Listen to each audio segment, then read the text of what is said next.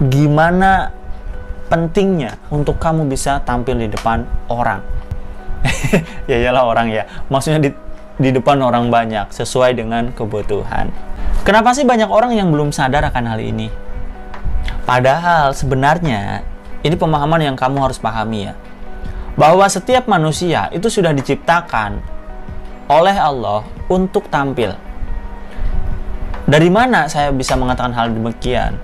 Itu berdasarkan firman Allah yang menyampaikan bahwa setiap manusia itu diciptakan menjadi khalifah, diciptakan sebagai pengelola, diciptakan sebagai pemimpin, diciptakan sebagai leader. Tapi bayangkan kalau pemimpin itu tidak mau memperlihatkan kebaikannya, pemimpin itu tidak mau menampilkan apa yang dilakukannya untuk menjadi contoh orang lain, pemimpin itu tidak mau mengajak orang lain juga untuk mengajak kebaikan lagi. Ya, bagaimana? Berarti bukan pemimpin dong. Bisa jadi ini hanya followers. Apalagi menjadi komentator, hanya mengomentari tapi tidak melakukan. Jadi Allah sudah menitipkan satu amanah bahwa kita dijadikan sebagai makhluk yang mengelola kehidupan ini, mengelola bumi ini. Nah, hal yang perlu kita tahu ketika kita sudah faham bahwa manusia itu diciptakan sebagai khalifah atau pengelola atau leaders, Allah pasti menitipkan potensi untuk kita mendukung itu. Maksudnya gini, ketika Allah menciptakan sesuatu, ketika Allah menciptakan kita sebagai khalifah, saya yakin pasti Allah sudah menitipkan di dalam diri kita potensi untuk melakukan hal itu. Contoh sederhana, Allah berfirman, Iqra, bacalah. Allah nggak bakalan menyampaikan ke kita Iqra kalau tidak menitipkan potensi untuk Iqra itu. Iqra artinya apa sih? Bacalah. Baca otomatis apa? Membaca itu bukan hanya melihat tulisan kemudian membaca, tapi melihat tanda-tandanya. Apa yang diciptakan oleh Allah itu adalah membaca. 5 panca indera itu mengumpulkan informasi dan menjadikan informasi itu kita olah nanti di kepala kita, di pikiran kita, yang akhirnya bisa jadi pemahaman terhadap ayat-ayat yang tersembunyi yang Allah titipkan di alam semesta ini kita bisa baca atau enggak. Nah, proses itu semuanya otomatis apa artinya? Artinya Allah sudah menitipkan potensi, tools, alat untuk melakukan hal itu. Allah mengatakan bacalah, kata perintahkan, kata suruhkan, nggak bakalan Allah juga tidak menitipkan terhadap tubuh kita, terhadap diri kita untuk melakukan itu. Itulah kenapa Allah juga mengatakan bahwa tidak akan ada manusia yang diberikan satu amanah, diberikan satu masalah yang dia sendiri tidak bisa menguasainya, yang tidak bisa mengatasinya. Allah tidak akan memberikan masalah melebihi batas kemampuannya. Itu artinya apa? Ketika ada masalah, Allah sudah menitip jalan ataupun solusinya. Dan jalan ataupun solusinya itu bisa ditemukan oleh diri kita sendiri. Itu artinya apa? Ya berarti kan di dalam diri kita ini sudah ada tools untuk mengatasi itu. Kalau Allah mengatakan bahwa kita diciptakan untuk menjadi seorang khalifah, artinya apa? Artinya kita sudah dititipkan satu potensi di dalam diri kita untuk mendukung kita menjadi khalifah. Salah satu ciri untuk kita menjadi khalifah adalah keberanian untuk menyampaikan, kekuatan untuk menyampaikan, kekuatan untuk mengajak, kekuatan untuk mempengaruhi. Pertanyaan mendasar, kenapa ya banyak orang yang malah tidak sadar itu? Ya karena mereka tidak tahu. Kenapa ya? Mereka udah tahu tapi tetap aja mereka takut. Karena mereka tidak memahami. Kenapa ya mereka tidak memahami? Karena mereka tidak mau berpikir. Itulah kenapa saya menyampaikan kepada kamu untuk kita berpikir, untuk kita menyadari bahwa kita diciptakan oleh Allah menjadi khalifah. Dan artinya kita pun didukung di dalam diri kita untuk menjadi khalifah itu, untuk berani untuk tampil, untuk memberikan kebaikan, untuk menebarkan kebaikan ke semua alam semesta ini. Namun memang ketika bertambahnya usia, banyak hal yang membuat diri kita itu mengikis keberanian untuk berkata baik, untuk menyampaikan apa yang kita pikirkan, untuk menyampaikan apa yang kita rasakan. Saya bisa analogikan seperti ini ya. Pada dasarnya manusia, gini aja deh. Analoginya seperti ini. Manusia ketika diciptakan dan dilahirkan dari rahim orang tua kita, ini putih. Itu menandakan manusia itu suci.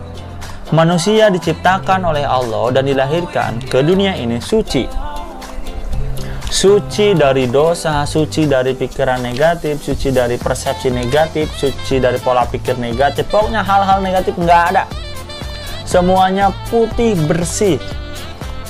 Tergantung dari orang tuanya mau membentuk seperti apa. Lingkungannya membentuk dia seperti apa. Ketika dia usianya masih 0 sampai 1 tahun, benar-benar masih bersih, masih suci. Coba perhatiin. Kalau dia belajar duduk, apa yang dilakukan? Apakah langsung duduk? No. Ketika mau duduk, nggak jadi lagi, jatuh lagi. Mau belajar diri, jatuh lagi. Mau belajar jalan, jatuh lagi. Apakah ketika dia belajar jalan, belajar duduk, atau belajar tengkurap, kemudian gagal, dan dia langsung nggak nyoba lagi? Nggak gitu kan? Dia akan mencoba lagi, dan mencoba lagi. Why? Karena kebersihan, kesucian, kefitrahan si bayi ini itu masih terjaga. Udah gitu, orang tuanya ini masih sadar, masih benar-benar mendukung anak ini untuk tetap bersih. Tapi entah kenapa, ketika mulai beranjak dewasa, balita, kemudian anak-anak, kemudian remaja, dewasa, dan akhirnya menua, akan banyak hal-hal yang membentuk dia, si putih ini, menjadi hitam. Ini putih nih ya, kita suci. Tapi ketika usia bertambah, ada banyak orang yang berkata-kata kurang baik, berpikiran negatif, berkata-kata negatif, terus numpuk, akhirnya hitam ini bertambah banyak. Kesucian ini, kefitrahan ini semakin pudar, bukan karena hilang, tapi karena tertutup. Tetapi di sini ada putih, tapi yang hitamnya ini semakin banyak, dan semakin banyak. Konteks di sini dalam berani tampil. Sederhananya, coba kamu perhatikan ketika berbagai macam karakter anak. Ketika dia sudah mulai mengenal kata, mengenal sosialisasi, dan lingkungannya itu kurang baik, yang terjadi apa? Hitam ini menutup keberaniannya. Ketika dia mau menyampaikan sesuatu, dia malu untuk menyampaikan. Kata malu ini adalah satu tanda bahwa warna hitam ini mulai menutup putihnya. Malu bukan sembarang malu ya, karena memang malu pun ini adalah sebagian dari iman. Kalau kita menempatkan kata malu ini atau persepsi malu ini dengan keadaan yang tepat, kemudian kondisi yang tepat, ini bagus. Kita mengajarkan bahwa ayo jangan sampai nggak pakai baju malu, walaupun masih kecil. Ayo kalau kamu lagi makan jangan sambil berdiri, malu, nggak apa-apa. Malunya dalam taraf yang wajar. Tapi tanpa kita sadari, ketika ada anak kita masih kecil nih, anak didik kita ataupun saudara kita yang masih kecil, ataupun benar-benar anak kita ya, mau melakukan sesuatu, kemudian kita larang, jangan. Mau naik, jangan. Mau ngelakuin ini, jangan. Itulah yang membentuk nantinya hitam-hitam ini mulai nutup. Kalau tidak dikelola, si putih ini tertutup dengan rapat, yang akhirnya dia menjadi orang yang takut. Dia menjadi orang yang tidak berani untuk melakukan sesuatu. Karena apa? Karena takut salah. Dikit-dikit jangan. Ini yang berbahaya. Tapi jangan juga dibebaskan. Harus ada rambu-rambu. Nah, ketika itu mulai muncul, semakin dewasa, kelas 5, kemudian SMP, kemudian SMA, kemudian kuliah, terus bertambah dan bertambah. Kalau kamu tidak menyadari di hari ini, mungkin kamu yang menonton ini adalah anak SMP, bisa jadi. Kamu anak SMA, bisa jadi. Anak kuliah, atau kamu mungkin kerja, atau Anda yang sudah berkeluarga dan memiliki seorang anak. Kalau kamu sudah menyadari ini, kamu harus berpikir lagi bagaimana caranya untuk mengikis yang hitam ini, bukan malah menambah lagi. Dan kamu harus tahu, cara tercepat untuk menambahkan yang hitam ini adalah kita ikut ataupun kita berkomunikasi ataupun kita bersosialisasi di dalam komunitas yang tidak tepat, di dalam kelompok yang tidak tepat. Dan ini harus kamu perhatiin di lingkungan kamu mulai hari ini. Karena memang ini sangat bisa terbentuk. Ketika waktu kecil, orang tua kita yang membentuk ini secara tidak sadar. Ketika sudah mulai berteman, teman kita pun mulai memasuki pikiran kita. Yang akhirnya hitam ini bisa bertambah ataupun segitu aja. Kalau teman-temannya baik, teman-temannya nggak membuat hal-hal negatif masuk ke pikiran kita, waktu kecil ya, ini putih tetap besar dan yang hitam ini tetap kecil.